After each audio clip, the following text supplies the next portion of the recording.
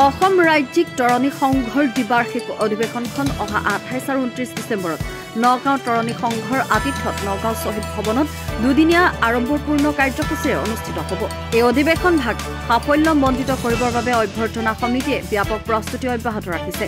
অসম ৰাজ্যিক তৰণী সংঘৰ আগন্তুক অধিৱেশনখনৰ 29 ডিচেম্বৰৰ মুকলি সভাত উপস্থিত থাকিব নগাঁও জিলাৰ সত্ৰ ন্যায়াধীশ বিশ্বজিৎ চক্ৰৱৰ্তী, নগাঁও জিলাৰ আয়ুক্ত অসম ৰাজ্যিক তৰণী সংঘৰ দ্বিবাৰ্ষিক অধিৱেশনখন এইবাৰ নগাঁও জিলা তৰণী সংঘৰ আতিথ্যত আমাৰ নগাঁও তৰণী সংঘই একাধিক বিশিষ্ট উদযাপন এই দ্বিবাৰ্ষিক অধিৱেশনৰ অভ্যৰ্থনা সমিতিৰ সভাপতি আব্দুল মান্নান সম্পাদক বীৰেন মহত্তই জানিবলৈ দিয়া মতে অধিৱেশনখনত অসমৰ 24খন জিলাৰ প্ৰায় 300 শতাধিক প্ৰতিনিধিয়ে অংশগ্ৰহণ কৰিব।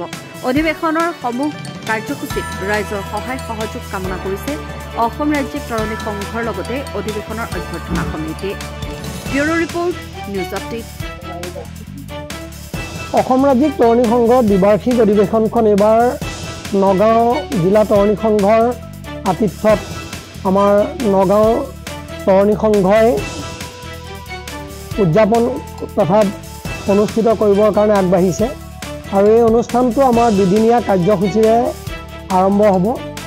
দুদিনীয়া কাৰ্যসূচী 28 ডিচেম্বৰ আৰু 29 ডিচেম্বৰ 2024 তাৰিখ নগাঁও শ্বহীদ ভৱন প্ৰাংগণত আমাৰ এই অনুষ্ঠানটো আৰম্ভ হ'ব আৰু এই অনুষ্ঠানত আমাৰ বিশেষকৈ অসমৰ প্ৰতিখন জিলা মহকুমা ৰাজহ চক্ৰ বিষয়া পঞ্জীয়ন কাৰ্যালয় বিভিন্ন প্ৰান্তৰ পৰা প্ৰায় 300ৰো অধিক প্ৰতিনিধিয়ে ইয়াত অংশগ্ৰহণ কৰিব আৰু মুকলি সভা 29 ডিচেম্বৰ তাৰিখে দিনৰ 11 বজাৰ পৰা আৰম্ভ হ'ব।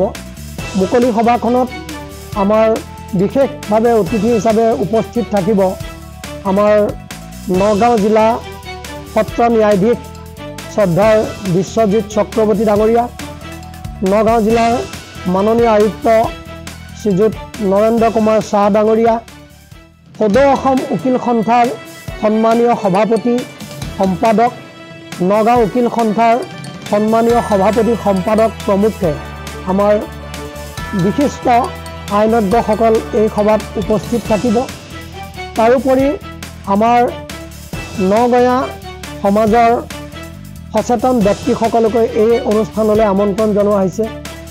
অনুষ্ঠানটোৰ মূল উদ্দেশ্য যে আইনৰ লগত আমি জড়িত হৈ আছোঁ আৰু এই জীৱিকাৰ জৰিয়তে আমি জনসাধাৰণৰ যিখিনি উন্নয়নমূলক কাম কৰোঁ, জনসাধাৰণৰ যিখিনি অধিকাৰ সেইখিনি আমি তেওঁলোকক দিবলৈ চেষ্টা কৰোঁ।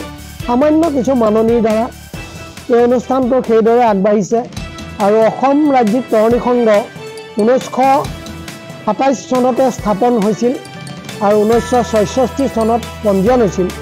প্ৰতিষ্ঠাপক সভাপতি আমাৰ শ্ৰদ্ধাৰ অৰুণ চন্দ্ৰ শৰ্মা ডাঙৰীয়া আছিল। তেখেত ভাৰতৰ স্বাধীনতা আন্দোলনৰ এগৰাকী অগ্ৰণী মুক্তিযুঁজাৰু আছিল। এই অনুষ্ঠানৰ জৰিয়তে এই অনুষ্ঠানৰ পৰাই ভাৰতৰ স্বাধীনতা আন্দোলনত জঁপিয়াই পৰা কেইবাজনো বিশিষ্ট মুক্তিযুঁজাৰু আমাৰ নগাঁৱৰ পৰা আছিল। তাৰ ভিতৰত অন্যতম অৰুণ চন্দ্ৰ শৰ্মা আৰু আমাৰ মোলান শইকীয়া ডাঙৰীয়া আছিল। সেইসকল আজি আৰু জীৱিত নাই, তেওঁলোক প্ৰয়াত। এই অনুষ্ঠানটোৰ জৰিয়তে অসমৰ বিভিন্ন ইতিহাস প্ৰসিদ্ধ অনুষ্ঠানত অংশগ্ৰহণ কৰাৰ নজিৰ আছে। আমি অনুষ্ঠানটো ইতিমধ্যে আৰম্ভ কৰিবৰ কাৰণে বিভিন্ন প্ৰস্তুতি চলাইছোঁ আৰু বিভিন্ন আমি শাখা সমিতিসমূহ গঠন কৰিছোঁ। এই শাখা সমিতিসমূহৰ জৰিয়তে আমাৰ বিভিন্ন দিশত কামত আগবাঢ়ি থকা হৈছে। ইতিমধ্যে অসমৰ বিভিন্ন জিলা প্ৰতিনিধিসকলক আমন্ত্ৰণ জনোৱা হৈছে, তেওঁলোক আহিব আৰু আমাৰ মুকলি সভাখন যাতে সকলো ৰাইজে সহায় সহযোগিতা কৰে তাৰ কাৰণে আমি ইয়াৰ পৰা সকলোৱে অসমবাসী ৰাইজলৈ আমি শ্ৰদ্ধাৰে নমস্কাৰে আমি আমন্ত্ৰণ জনাইছোঁ।